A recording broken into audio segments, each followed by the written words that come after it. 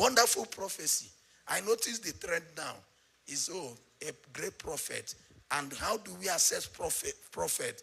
The one that will tell you that I know you, I know your name, I know your wife's name, I know your family name. But the truth is that by the end of the day, he may be a good prophet, attracting popularity, attracting people, but then they start seeing themselves as God.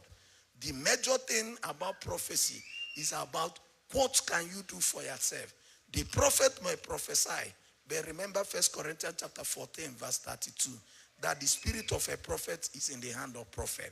Because if you fail to do so, the spirit of a prophet is subject to the prophets. And before, by the end of the day, if the prophet is not able to control the spirit, he will make God an author of confusion. Verse 31 of 1 Corinthians 14. And today is one of the prophets I want to refer to. You can see him now. It's not about I know your mother, I know your father. But the prophecy coming from Prophet Baruch says that you yourself should make an effort, that you work out for your salvation in trembling and in fear. John the Baptist has ministered. It's not about anybody working it out. It's about you working it out for yourself. And the prophet continued to tell us in the first reading, as you take off your sorrow, you take off your distress, then there is a beauty of the glory of God that you are giving to yourself. And it's a time for you to clothe yourself with integrity. I was reading an interview by this owner of Kochari's group, Cosmos Madoka. Everybody is supposed to know him here. Very rich man. He's an importer of BMW series, Ford series, and all this. He's very, very rich. Kocharis Madoka, Cosmos Madoka. I read one of the interview. He said it's integrity that made me.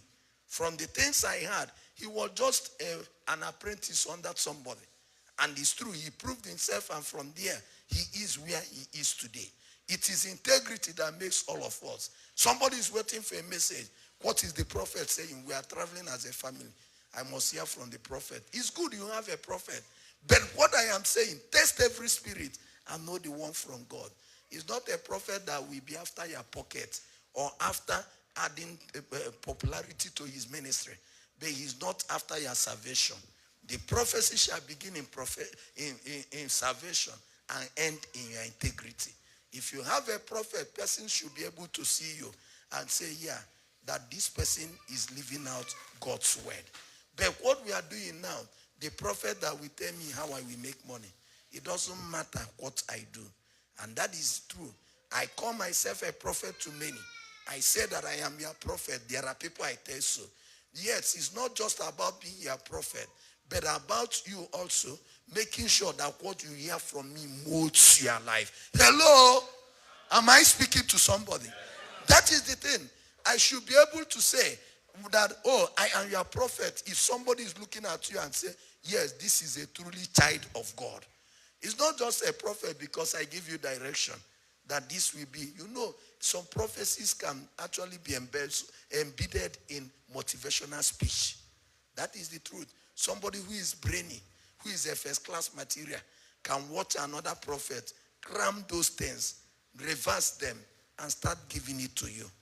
But by the end of the day, can somebody see you and say that you are a true child of God? It's only by your own way of life. The first reading today says, you are clothing yourself with integrity. Sister, are you a woman of integrity? Brother, are you a man of integrity? Today's word is the word that we need to hear. And you must actually make it out for yourself. How are you doing it? What are you going to do? And somebody knows it. That you will be able to.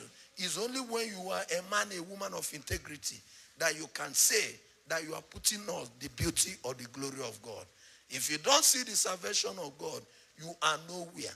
And there is nothing good that happens in your life. And somebody comes to hear it, that today's second reading is where we are ending. I use it to bless you. We don't need to talk and talk. Christmas is here. You already know what you need from the Lord. That as you are preparing, you have a goal and a purpose. And the goal and the purpose you have is for you to see the salvation and the glory of God. And the second reading today, taken from St. Paul's letter to Philippians, chapter 1, in the very beginning of him writing to Philippians, he tries to say one thing. Oh, you brethren, as we wait and prepare for the coming of the Lord, there is something that you need to know. And then also, you live your life and you live it in God. But as you live that life, you bear in mind that there is a God who started a job in you, that God will never forget you.